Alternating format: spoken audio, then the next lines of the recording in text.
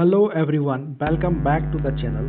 अगर आप IGNOU BPSC 104 political process in India के स्टूडेंट हैं और 26 दिसंबर का एग्ज़ाम आपके सामने है तो यह वीडियो आपके लिए काफ़ी इम्पोर्टेंट है। इस सीरीज़ का पार्ट 1 और पार्ट 2 में हमने most repeated previous year question cover किए हैं। आज पार्ट 3 में हम रिमेनिंग हाई वेट क्वेश्चन को बिल्कुल exam oriented PDF based explanation के साथ डिस्कस करेंगे। मैं हर क्वेश्चन को इंग्लिश और हिंदी दोनों में स्क्रीन के कंटेंट के साथ स्टेप बाय स्टेप एक्सप्लेन करूंगा, इसलिए वीडियो को इन तक जरूर देखिए और यह वीडियो आपको एग्जाम में जरूर हेल्प करेगा। Now let us move to question 1. This question asks us to discuss the nature of state formation movement in Hindi belt. Please follow the points visible on the screen because I am explaining exactly in the same order. So let us start from introduction. State formation movement in Hindi belt mainly emerged after independence. This movement arose due to regional imbalance, administrative neglect and uneven development. बड़े राज्यों में छोटे क्षेत्रों की problems दब जाती थी। Large state Hindi speaking such as Uttar Pradesh, Madhya Pradesh and Bihar were unable to address the specific needs of distant and backward regions. As a result, people began to believe that a smaller state would ensure better governance and focused development. Now let us understand the background and cause of the movement. The Hindi belt suffered from weak administrative reach, poor infrastructure and economic backwardness. Development benefits did not reach all regions equally. विकास का फायदा सब तक नहीं पहुंच पा रहा था। Tribal dominated areas were especially affected due to land alienation, exploitation of natural resources, and lack of political attention. As a result, demand for separate state became stronger.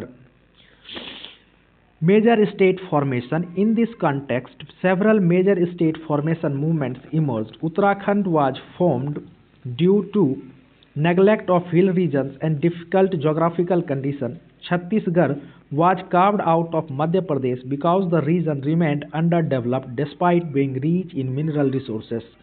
Jharkhand emerged after a long tribal movement demanding right over land, forest and natural resources. ये आंदोलन लंबे समय तक चलते रहे। These states were formed in the year 2000 through constitutional and parliamentary process. An important feature of the movements was their overall nature. State formation movement in the Hindi belt were development oriented rather than linguistic. Unlike linguistic organization, these movements focused on poverty, lack of infrastructure, tribal exploitation and regional neglect. ये भाषा नहीं विकास पर आधारित आंदोलन थे। These movements were peaceful, democratic and mass based. They did not adopt violence or separatist tendency and remained within the constitutional framework of India. Political parties also played an important role in advancing these demands. Regional leaders and political parties mobilized public support. राजनीतिक समर्थन से मांगे मजबूत हुई। Coalition politics at the center created favorable conditions for accepting these demands. Parliamentary debate and consensus ensured that this movement remained democratic and constitutional. The impact of state formation can be clearly observed. The creation of new state brought administration closer to the people. It strengthened Indian federalism and decentralization. शासन और जनता के बीच दूरी कम हुई। Political attention to the local issue increased and regional participation improved. To conclude, state formation movement in Hindi belt reflect flexible and accommodative nature of Indian democracy. This movement emphasized balanced regional development while maintaining national unity. Therefore, they significantly strengthened Indian federalism. Now, before moving to Hindi, pause the video and look the headings on the screen as shown. If this flow is clear in English, the Hindi explanation will help you retain it. Better. तो अब हम इसी प्रश्न को हिंदी में समझते हैं। यह प्रश्न हिंदी में राज्य निर्माण आंदोलनों की प्रकृति से संबंधित है। जो पॉइंट्स स्क्रीन पर दिए गए हैं हम उन्हीं के आधार पर उत्तर को समझेंगे। सबसे पहले परिचय को समझते हैं। हिंदी पट्टी में राज्य निर्माण आंदोलन मुख्यतः स्वतंत्रता के बाद उभर कर आए। इन आंदोलनों का प्रमुख कारण क्षेत्रीय असंतुलन, प्रशासनिक उपेक्षा और असमान विकास थे। उत्तर प्रदेश, मध्य प्रदेश और बिहार जैसे बड़े राज्यों में दूरस्थ और पिछड़े क्षेत्रों की समस्याओं पर समुचित ध्यान नहीं दिया जा सका, इसलिए लोगों को यह महसूस हुआ कि छोटे राज्यों से बेहतर शासन और केंद्रित विकास संभव होगा। अब हम इन आंदोलनों की पृष्ठभूमि और कारणों को समझते हैं। हिंदी पट्टी में प्रशासनिक पहुंच कमजोर थी, आधारभूत संरचना की कमी थी और आर्थिक पिछड़ापन व्याप्त था। विकास के लाभ सभी क्षेत्रों तक समान रूप से नहीं पहुंच पा रहे थे। जनजातीय क्षेत्रों में भूमि से वंचित होना, प्राकृतिक संसाधनों का शोषण और राजनीतिक उपेक्षा एक गंभीर समस्या थी। इसी कारण अलग राज्य की मांग मजबूत हुई। अब हम प्रमुख राज्य निर्माण आंदोलनों को देखते हैं। उत्तराखंड का गठन पर्वतीय क्षेत्रों की उपेक्षा और कठिन भौगोलिक परिस्थितियों के कारण हुआ। छत्तीसगढ़ का गठन मध्य प्रदेश से इसलिए हुआ क्योंकि यह क्षेत्र खनिज संपदा से समृद्ध होने के बावजूद विकास में पिछड़ा रहा। झारखंड एक दीर्घकालीन जनजातीय आंदोलन का परिणाम था जो भूमि, जंगल और प्राकृतिक संसाधनों के अधिकार से जुड़ा था। वर्ष 2000 में इन राज्यों का गठन संवैधानिक प्रक्रिया के माध्यम से किया गया। अब हम इन आंदोलनों की प्रकृति को समझते हैं। हिंदी पट्टी के राज्य निर्माण आंदोलन भाषाई नहीं बल्कि विकास आधारित थे। इनका केंद्र बिंदु गरीबी, आधारभूत संरचना की कमी और क्षेत्रीय उपेक्षा था। ये आंदोलन शांतिपूर्ण, लोकतांत्रिक और जन आधारित थे। इन्होंने कभी भी हिंसा या अलगाववाद का रास्ता नहीं अपनाया। अब हम राजनीतिक दलों की भूमिका को समझते हैं। राजनीतिक दलों और क्षेत्रीय नेताओं ने इन आंदोलनों को आगे बढ़ाने में महत्वपूर्ण भूमिका निभाई। केंद्र में गठबंधन राजनीति के कारण इन मांगों को स्वीकार करना संभव हुआ। संसदीय बहस और सहमति से ये आंदोलन संवैधानिक बने रहे। अब हम इनके प्रभाव और महत्व को देखते हैं। नए राज्यों के गठन से प्रशासन जनता के निकट आया। इससे भारतीय संघवाद और विकेंद्रीकरण मजबूत हुआ। स्थानीय मुद्दों पर राजनीतिक ध्यान बढ़ा और राजनीतिक जनभागीदारी में वृद्धि हुई। अंत में कहा जा सकता है कि हिंदी पट्टी के राज्य निर्माण आंदोलन भारतीय लोकतंत्र की लचीली और समावेशी प्रकृति को दर्शाते हैं। इन आंदोलनों ने राष्ट्रीय एकता बनाए रखते हुए संतुलित विकास पर बल दिया। इस प्रकार इन्होंने भारतीय संघवाद को मजबूत किया। Now let us move to question second. This question deals with the recommendation of Kaka-Kalelkar Commission and Mandal Commission and their impact on Indian politics. Please follow the points visible on the screen. I will go through the same point, exactly explaining the same structure. So let us start from introduction. After independence, achieving social justice became a major objective of Indian democracy. Although the constitution guaranteed equality, large sections of society remained socially and educationally backward. सिर्फ constitutional equality काफी नहीं होती है. To address this problem, the government appointed various commissions to identify backward class and recommended measures for their upliftment. In this context, Kaka-Kalelkar Commission and the Mandal Commission become very important. We will now move to the Kaka-Kalelkar Commission and their recommendation. Kaka-Kalelkar Commission was appointed in 1953 and their main recommendations are: first is identification of backward class. This commission recommended to identifying socially and educationally backward class mainly on the basis of caste, tradition, occupation and social status. It argued that caste hierarchy was a major cause of social backwardness in Indian society. Second is reservation in government services. It suggested providing reservation to backward class in government job. The objective was to ensure fair participation in public employment and reduce social inequality. Third one is reservation in educational institution.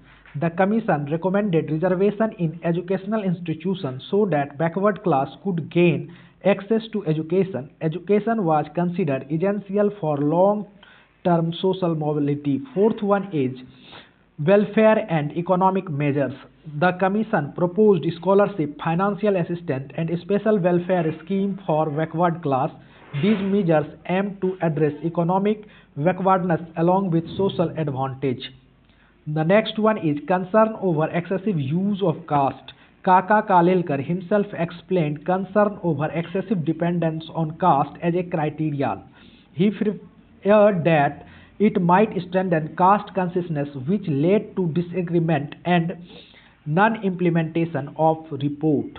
Now we will move to Mandal Commission formed in 1979 and their recommendation. First is scientific identification of OBCs. The Mandal Commission adopted a systematic approach using social, educational, and economic indicators to identify other backward classes. This made the identification process more objective and comprehensive. Second one is 27% reservation in government job. The Commission recommended 27% reservation for OBCs in central government service. This was intended to ensure adequate representation of backward class in public employment. Third one is reservation in educational institution. It suggested extending reservation to educational institution, especially higher education, to promote social mobility and empowerment. Fourth one is exclusion of creamy layer. The Mandal Commission recommended excluding socially and economically advanced sections among OBCs for reservation benefit. This ensured that benefits reached genuinely backward section. Fifth one is special development program. It suggested training, skill development, and financial assistance. These were meant to complement reservation policy and ensure overall development of backward classes. Now we will see impact of these two commissions' recommendation on Indian politics. First is political empowerment of OBCs. The implementation of Mandal Commission recommendation led to political mobilization and empowerment of OBCs. Their representation in legislature and executive position increased significantly. Second is rise of social justice politics. Social justice became a central theme of Indian politics. Reservation, equality, and backward class rights emerged as a major electoral issues. Third one is emergence of new political parties and leadership. Regional parties and leaders representing backward class emerged, especially in North India. This altered the balance of power in Indian politics. Fourth one is change in electoral politics. Caste and social identity become important factor in voter mobilization and candidate selection. Electoral strategies increasingly reflected social equations. Fourth one is social tension and polarization. The implementation of Mandal recommendation also led to protest and social unrest. It exposed deep division within society regarding reservation policies. Fifth one is strengthening of federal and regional politics. Backward class politics strengthened regional parties, contributing the coalition politics and more decentralized federal structure. So by closing we can say in conclusion, the Kaka Kalelkar Commission laid the groundwork for recognizing backward class, while the Mandal Commission institutionalized affirmative action in a decisive manner. Despite controversies, both commissions expanded political representation, reshaped electoral politics, and deepened Indian democracy. Their legacy continues to influence debate on social justice and inequality in India. Now before I switch to Hindi, pause the video for a moment, look at the points on your mind that you have learned. If these points are clear in English, Hindi explanation will help you connect them better. अब हम इसी प्रश्न को हिंदी में समझेंगे. यह प्रश्न काका कालेलकर आयोग और मंडल आयोग की सिफारिशों और उनके भारतीय राजनीति पर प्रभाव से संबंधित है। स्क्रीन पर जो पॉइंट्स दिए गए हैं हम उन्हीं के आधार पर समझेंगे। सबसे पहले परिचय को समझते हैं। स्वतंत्रता के बाद सामाजिक न्याय प्राप्त करना भारतीय लोकतंत्र का एक प्रमुख उद्देश्य बन गया। संविधान में समानता की गारंटी होने के बावजूद समाज के एक बड़े वर्ग सामाजिक और शैक्षिक रूप से पिछड़े बने रहे। इसी समस्या को दूर करने के लिए सरकार ने विभिन्न आयोगों का गठन किया। इसी संदर्भ में काका कालेलकर आयोग और मंडल आयोग का विशेष महत्व है।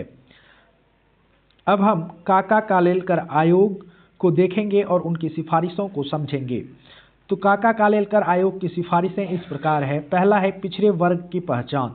आयोग ने सामाजिक और शैक्षणिक पिछड़ेपन की पहचान के लिए जाति, पारंपरिक पेशे और सामाजिक स्थितियों को आधार बनाया। आयोग का मानना था कि भारतीय समाज में जाति व्यवस्था सामाजिक पिछड़ेपन का प्रमुख कारण है। अगला बिंदु है सरकारी सेवाओं में आरक्षण। आयोग ने सरकारी नौकरियों में पिछड़े वर्गों के लिए आरक्षण का सुझाव दिया। इसका उद्देश्य सार्वजनिक रोजगार में समान प्रतिनिधित्व और सामाजिक न्याय सुनिश्चित करना था।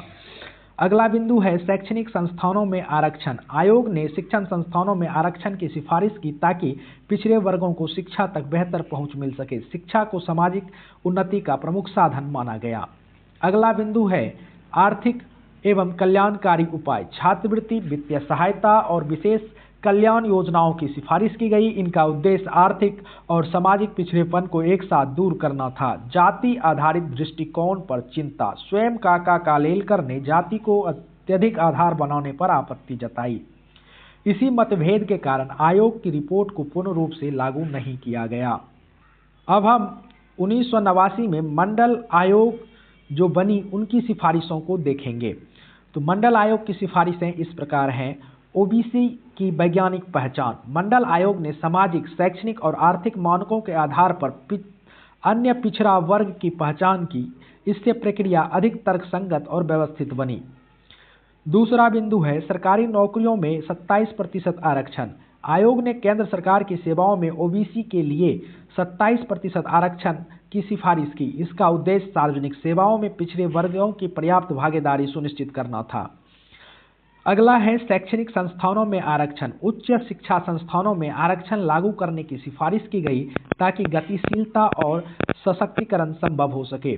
फिर अगला बिंदु है क्रीमी लेयर का बहिष्कार। आयोग ने ओबीसी के भीतर सामाजिक और आर्थिक रूप से उन्नत वर्गों को आरक्षण से बाहर रखने का सुझाव दिया। इससे लाभ वास्तव में जरूरतमंद वर्गों तक पहुंच सके। विशेष विकास कार्यक्रम, प्रशिक्षण, कौशल विकास और आर्थिक सहायता जैसी योजनाओं की सिफारिश की गई ताकि आरक्षण नीति के साथ समग्र विकास सुनिश्चित हो। अब हम इसके भारतीय राजनीति पर प्रभाव को देखेंगे। तो पहला प्रभाव है अन्य पिछड़ा वर्ग का राजनीतिक सशक्तिकरण। मंडल आयोग की सिफारिशों के लागू होने से ओबीसी वर्ग को राजनीतिक पहचान और प्रतिनिधित्व मिला। संसद और विधानसभाओं में इनकी भागीदारी बढ़ी। सामाजिक न्याय की राजनीति का विस्तार। सामाजिक न्याय भारतीय राजनीति का केंद्र यह विषय बन गया। आरक्षण और समान अवसर चुनावी विमर्श के प्रमुख मुद्दे बने।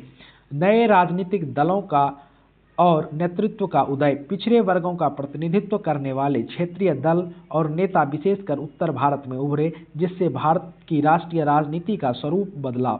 चुनावी राजनीति में सामाजिक पहचान का प्रभाव। जाति और सामाजिक पहचान चुनावी रणनीतियों को महत्वपूर्ण आधार बन गई।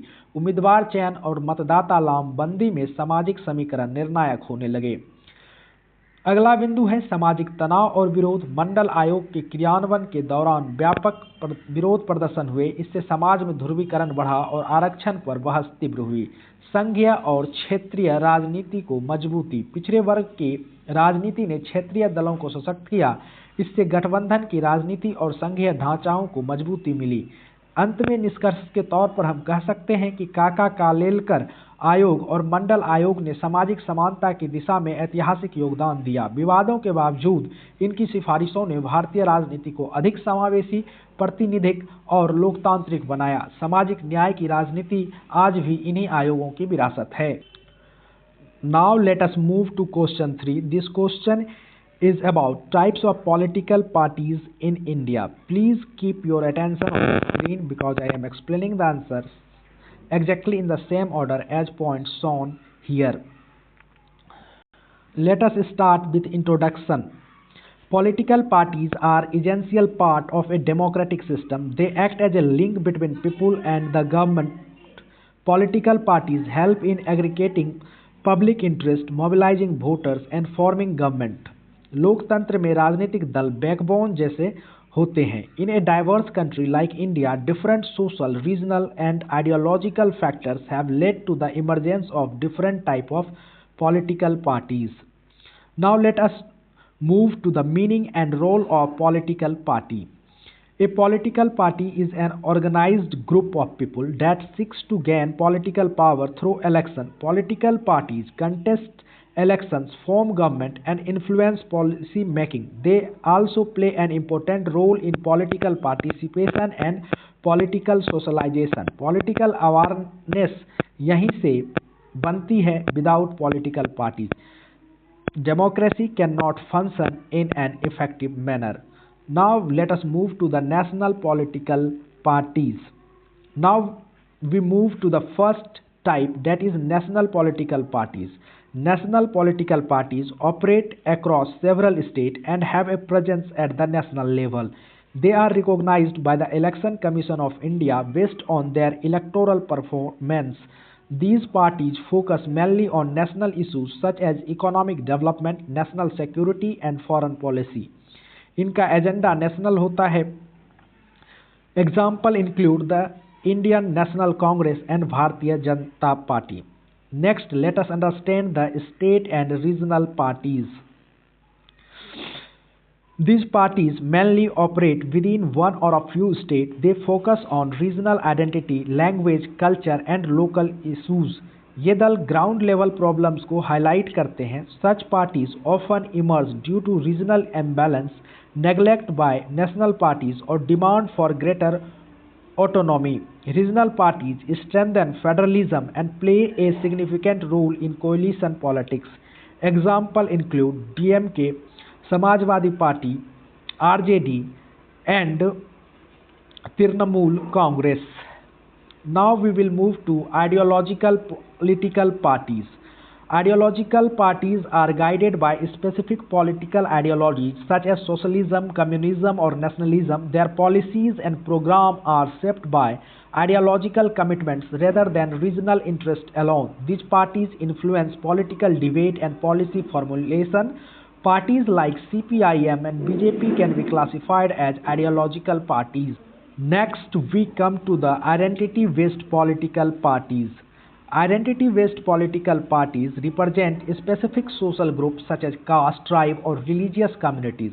Their objective is to provide political voice to marginalized sections of society and raise issues of social justice, equality, representation. Bahujan Samaj Party is a prominent example of such a party.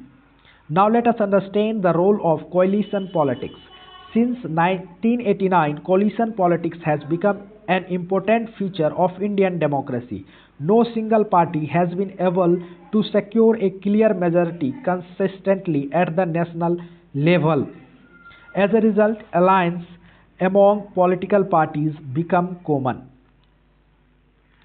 ये समझाते हुए और सहयोग पर based होती हैं.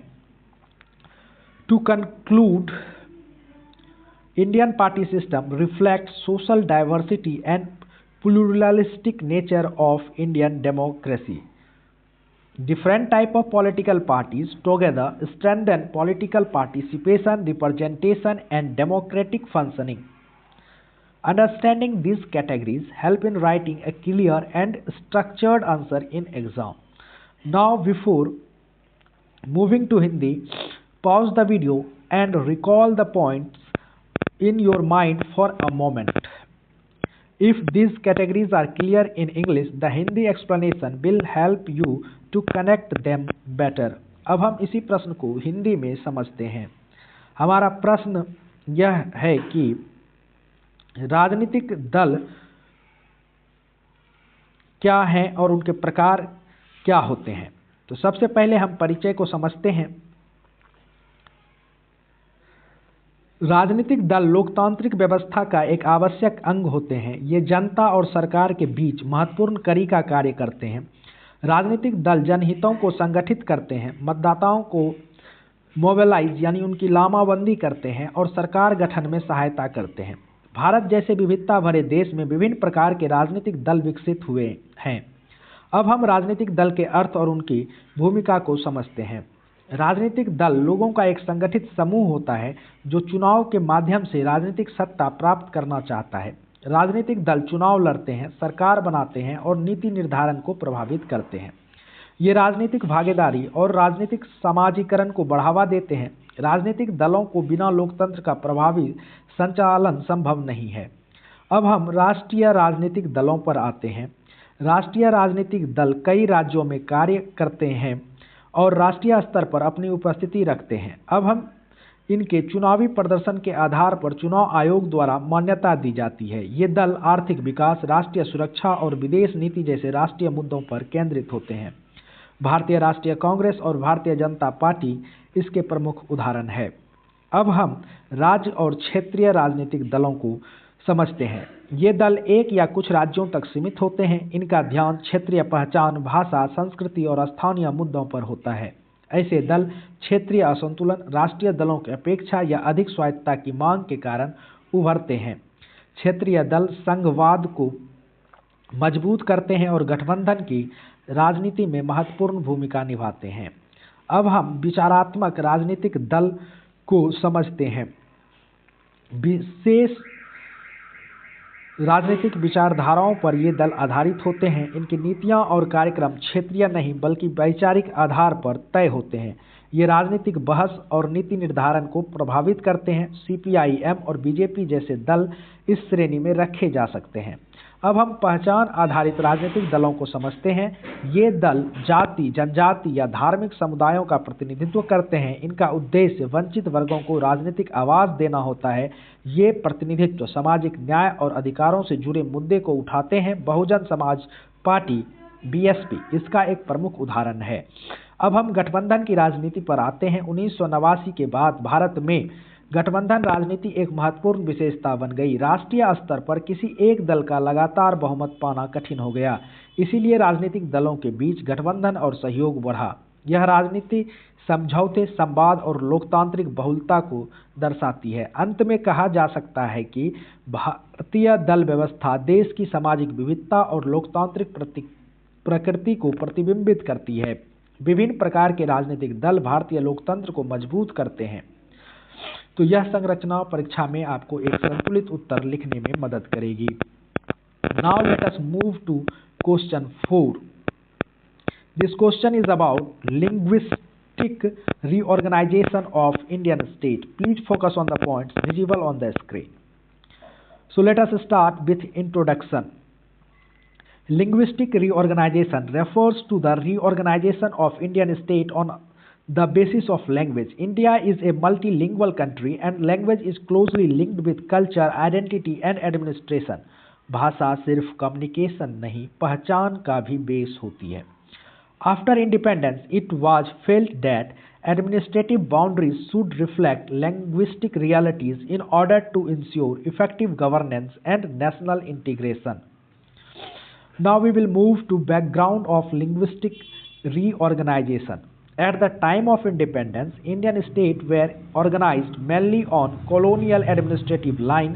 These boundaries ignored linguistic and cultural identities of people. इस वजह से कई भाषाई समुदायों में असंतोष पैदा हुआ। As a result, dissatisfaction emerged among different linguistic groups. Popular movement demanding state based on language started taking place. The death of Potti Sri Mallu after a hunger strike for a separate Andhra Pradesh intensified these demands and made the issue politically urgent. Next is role of State Reorganization Commission. To address these demands, the government appointed the State Reorganization Commission in 1953. The commission was headed by Fazl Ali. Its task was to examine the question of state boundaries and recommend a suitable reorganization. The commission accepted language as an important basis but also emphasized national unity and administrative convenience. यानी भाषा के साथ एकता का भी ध्यान रखा गया. Thus, it tried to balance unity with diversity. Now, State Reorganization Act 1956. Based on the recommendation of the Commission, the State Reorganization Act was passed in 1956. This act reorganized state boundary primarily on linguistic lines. It led to the creation and reorganization of states such as Andhra Pradesh, Kerala and Karnataka. ये भारतीय संघवाद को एक major turning point की तरफ ले गया. They act marked a major restructuring of Indian federalism and strengthened the federal structure. Now, significance and impact. Linguistic reorganization helped in addressing linguistic aspiration in democratic manner. It improved administrative efficiency by making governance more accessible to people. लोग अपनी भाषा में शासन से जुड़ पाए. It promoted cultural development and reduce regional tension. Most importantly, it strengthened national integration rather than weakening it. This showed that accommodation of diversity can strengthen democracy. To conclude, linguistic reorganization of state was a successful experiment in Indian democracy. It balanced unity and diversity and played a crucial role in shaping Indian federalism. Therefore, it remained one of the most important developments in post-independence India. अब हम इसी प्रश्न को हिंदी में समझते हैं. यह प्रश्न भारतीय राज्यों के भाषाई पुनर्गठन से संबंधित है. सबसे पहले परिचय को समझते हैं. भाषाई पुनर्गठन का अर्थ है भारतीय राज्यों का गठन भाषा के आधार पर करना. भारत एक बहुभाषी देश है जहां भाषा का संबंध संस्कृति, पहचान और प्रशासन से जुड़ा होता है. स्वतंत्रता के बाद यह महसूस किया गया कि प्रभावी शासन और राष्ट्रीय एकता के लिए प्रशासनिक सीमाओं को भाषाई वास्तविकताओं के अनुरूप बनाया जाना चाहिए. अब हम भाषाई पुनर्गठन की पृष्ठभूमि को देखते हैं. स्वतंत्रता के समय राज्यों का गठन मुख्यतः औपनिवेशिक प्रशासनिक सीमाओं के आधार पर किया गया था. इन सीमाओं में लोगों की भाषाई और सांस्कृतिक पहचान की उपेक्षा की गई. इसके परिणाम स्वरूप विभिन्न भाषाई समूहों में असंतोष उत्पन्न हुआ.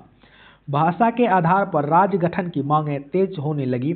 आंध्र प्रदेश राज्य की मांग को लेकर पोट्टी श्रीरामुलु की अनशन के दौरान हुई मृत्यु ने इस मुद्दे को राजनीतिक रूप से अत्यंत महत्वपूर्ण बना दिया. अब हम राज्य पुनर्गठन आयोग की भूमिका को समझते हैं. इन मांगों को सुलझाने के लिए 1953 में राज्य पुनर्गठन आयोग का गठन किया गया. इस आयोग के अध्यक्ष फजल अली थे. आयोग का कार्य राज्य की सीमाओं का जांच करना और उपयुक्त पुनर्गठन का सिफारिश करना था.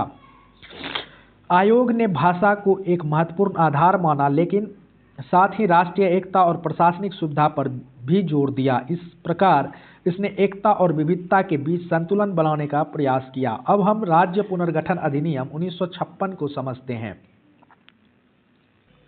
आयोग की सिफारिशों के आधार पर 1956 में राज्य पुनर्गठन अधिनियम पारित किया गया. इस अधिनियम के माध्यम से राज्यों की सीमाओं का पुनर्गठन मुख्यतः भाषाई आधार पर किया गया. इसके परिणाम स्वरूप आंध्र प्रदेश और केरल और कर्नाटक जैसे राज्यों का गठन और पुनर्गठन हुआ. यह भारतीय संघवाद के इतिहास में एक महत्वपूर्ण परिवर्तन था. अब हम भाषाई पुनर्गठन के महत्व और प्रभाव को देखते हैं. इसने भाषाई आकांक्षाओं को लोकतांत्रिक तरीके से पूरा किया. प्रशासनिक दक्षता में सुधार हुआ और शासन व्यवस्था जनता के निकट और अधिक आई. सांस्कृतिक विकास को बढ़ावा मिला और क्षेत्रीय तनाव कम हुए. सबसे महत्वपूर्ण बात यह रही कि इसने राष्ट्रीय एकता को कमजोर नहीं बल्कि मजबूत किया. और अंत में कहा जा सकता है कि भाषाई पुनर्गठन भारतीय लोकतंत्र का एक सफल प्रयोग था. इसने एकता और विविधता के बीच संतुलन बनाया और भारतीय संघवाद को सुदृढ़ किया. इसी कारण इसे स्वतंत्रता के बाद भारत की सबसे महत्वपूर्ण राजनीतिक घटनाओं में से एक माना जाता है.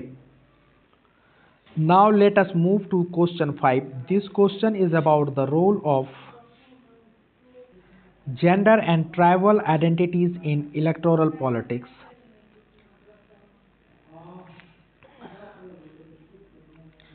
Now let us start with introduction. Identity plays an important role in electoral politics in India. Among various identities, gender and tribal identities have become significant factor in shaping voting behavior, political mobilization and political priorities. पहचान राजनीति को direction देती है. These identities have helped historically marginalized group to enter the political process and demand representation and social justice. Now the concept of identity in electoral politics. Identity in electoral politics refers to the political mobilization based on social characteristics such as gender, tribe, caste or ethnicity. Political parties often appeal to these identities to consolidate vote banks and gain electoral support. Vote bank politics यहीं से शुरू होती है. Although identity-based politics may sometimes deepen social division, it has expanded political participation and representation of marginalized groups. Now, role of gender in electoral politics. Gender has become an increasingly influential factor in Indian election. Women constitute nearly half of the electorate and their voter turnout has improved significantly over the areas. महिला मतदाता अब election के result बदल सकती हैं. Political parties now design election campaigns and welfare policies focusing on women's issues such as health, education, employment, nutrition, and safety. Women-centric schemes have emerged as an important electoral strategies. Now, women's political representation. Despite increased participation as voters, women remain underrepresented in legislative bodies. This gap has led to demands for women's reservation in parliament and state legislature. Women representatives have played an important role in policy making, especially in areas related to social welfare, education and grassroots governance. इससे महिला सशक्तिकरण की राजनीतिक बहस मजबूत हुई. Gender-based mobilization has strengthened the discourse on women's empowerment. Now, role of tribal identity in electoral politics. Tribal identity plays a significant role in religion with a large tribal population. Tribal communities mobilize politically around issues such as land rights, forest resources, displacement due to development projects and cultural preservation. ये मुद्दे जनजातियों के जीवन से सीधे जुड़े होते हैं. Electoral politics provide a democratic platform for tribal communities to assert their identity and protect their collective interest. Now, tribal politics and regional mobilization. Tribal identities has contributed to the rise of regional parties and movements, particularly in central India and the northeastern state. Political mobilization of tribal communities has influenced electoral outcomes and even state formation. Jharkhand and Chhattisgarh इसका clear example है. This has strengthened regional representation within federal structure. Now, impact on Indian democracy. Gender and tribal identities have made Indian democracy more inclusive. They have brought marginalized sections into the political process. However, excessive reliance on identity-based politics can sometimes lead to social polarization. इसलिए पहचान और विकास के बीच संतुलन जरूरी है. Therefore, a balance between identity politics and development-oriented governance is essential. To conclude, we can say gender and tribal identities plays a crucial role in shaping electoral politics in India. They have expanded political participation, enhanced representation and strengthened democratic inclusiveness. When a combined form of both with inclusive development policies, identity-based politics can contribute positively to Indian democracy. Before I move to Hindi, pause for a moment, look at the headings on the screen. If this structure is clear in English, the Hindi explanation will help you.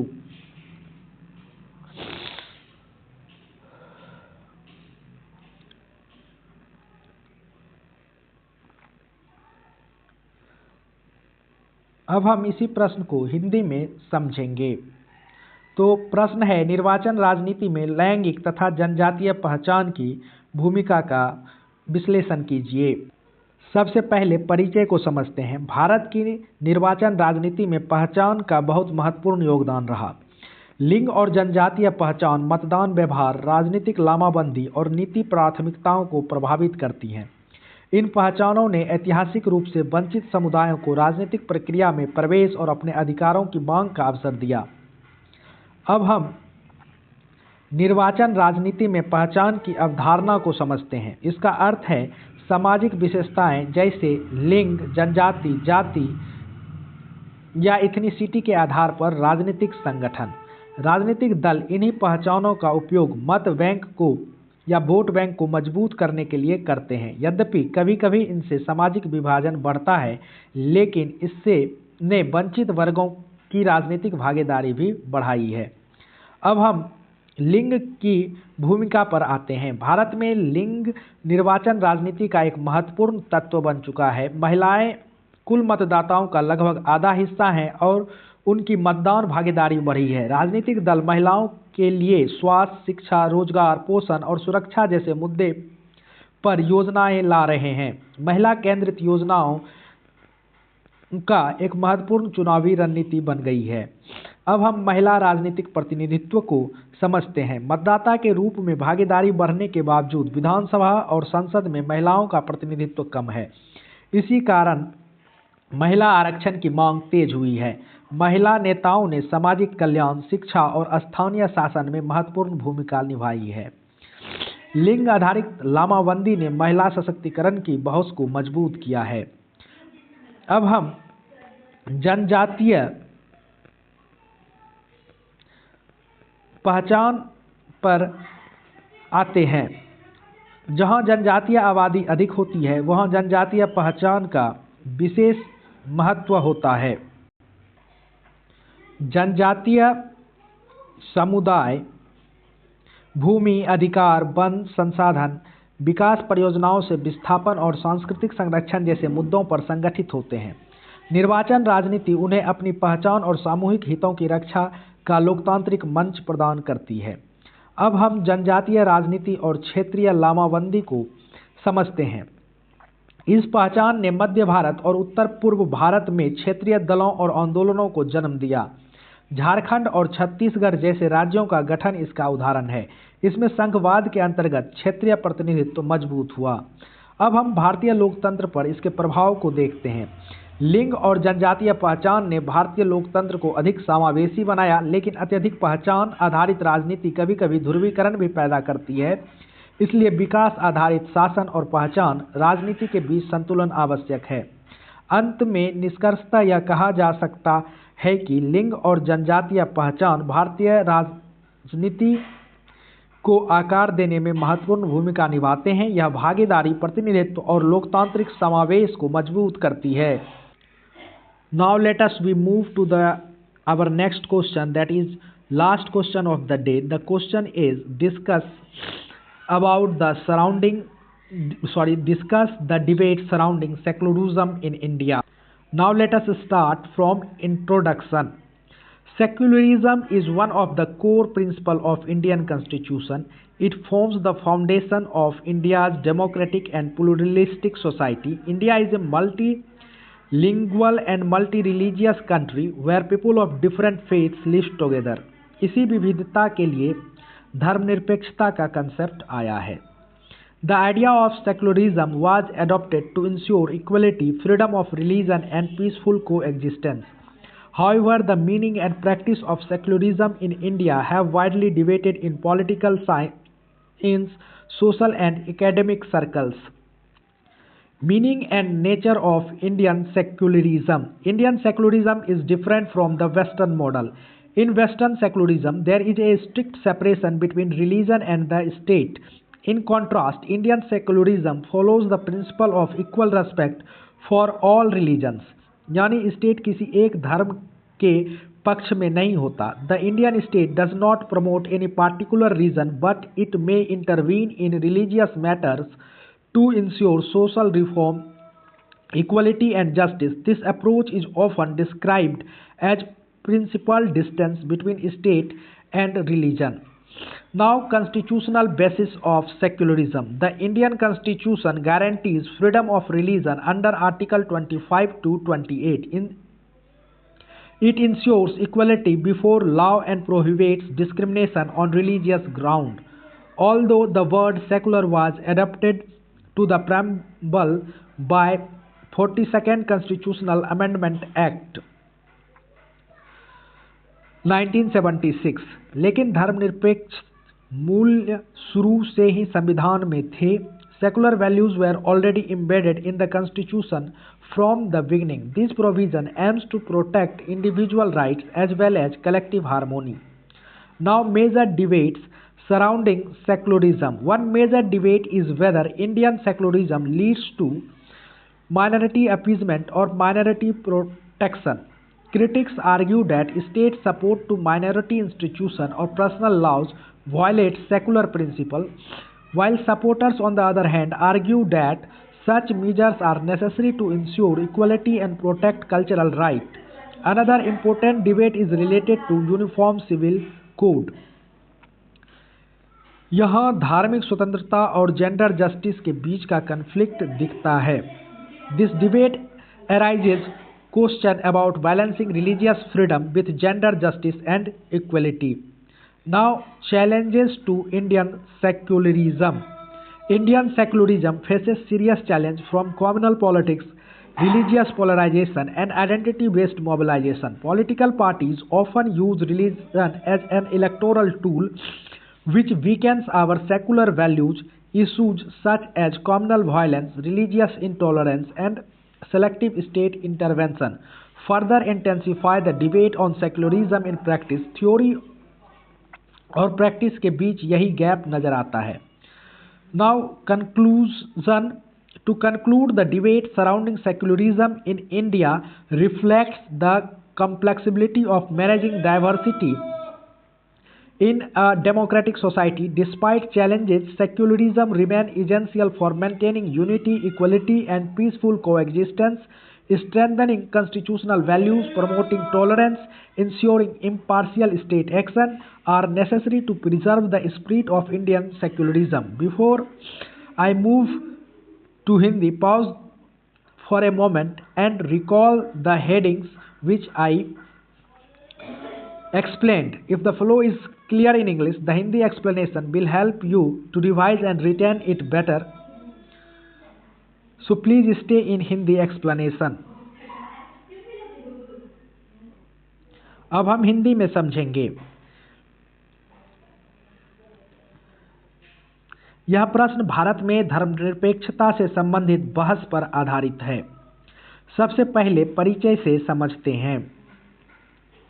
धर्मनिरपेक्षता भारतीय संविधान का एक मूल सिद्धांत है. यह भारत के लोकतांत्रिक और बहुधार्मिक समाज की बुनियाद है. भारत एक ऐसा देश है जहां विभिन्न धर्मों के लोग साथ साथ रहते हैं. इसलिए धर्मनिरपेक्षता का विचार समानता, धार्मिक स्वतंत्रता और शांतिपूर्ण सह अस्तित्व को सुनिश्चित करने के लिए अपनाया गया है. लेकिन भारत में धर्मनिरपेक्षता के अर्थ और व्यवहार पर लगातार बहस होती रही है. अब हम भारतीय धर्मनिरपेक्षता के अर्थ और स्वरूप को समझते हैं. भारतीय धर्मनिरपेक्षता पाश्चात्य मॉडल से भिन्न है. पाश्चात्य मॉडल में धर्म और राज्य के बीच पूर्ण अलगाव होता है, जबकि भारतीय मॉडल सभी धर्मों के प्रति समान आदर पर आधारित है.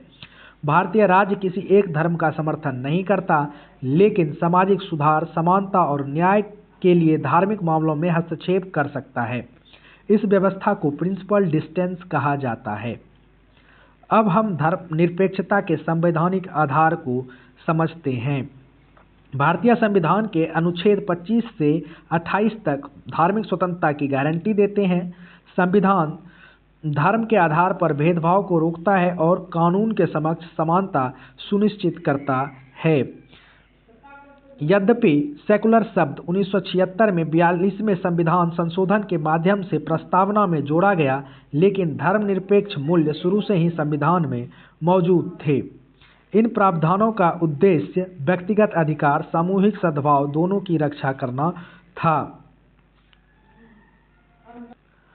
अब हम धर्मनिरपेक्षता से जुड़ी प्रमुख बहसों पर आते हैं। सबसे बड़ी बहस यह है, क्या भारतीय धर्मनिरपेक्षता अल्पसंख्यकों का तुष्टीकरण करती है या उनकी रक्षा करती है या संरक्षण करती है। आलोचक मानते हैं कि राज्य द्वारा अल्पसंख्यक संस्थानों या पर्सनल लॉज को समर्थन देना धर्मनिरपेक्षता के विरुद्ध है, जबकि समर्थक कहते हैं समानता और सांस्कृतिक अधिकारों के लिए यह आवश्यक है। एक और महत्वपूर्ण बहस समान नागरिक संहिता यूनिफॉर्म सिविल कोड से जुड़ी हुई है, जिसमें धार्मिक स्वतंत्रता और लैंगिक समानता के बीच संतुलन का प्रश्न उठता है। अब हम भारतीय धर्मनिरपेक्षता के समक्ष चुनौतियों को देखते हैं। धर्मनिरपेक्षता को सांप्रदायिक, राजनीतिक, धार्मिक ध्रुवीकरण और पहचान आधारित लामाबंदी से चुनौती मिलती है। राजनीतिक दल अक्सर धर्म का उपयोग चुनावी हथियार के रूप में करते हैं। सांप्रदायिक हिंसा, असहिष्णुता और राज्य के पक्षपातपूर्ण हस्तक्षेप से धर्मनिरपेक्षता पर बहस और तेज हो जाती है।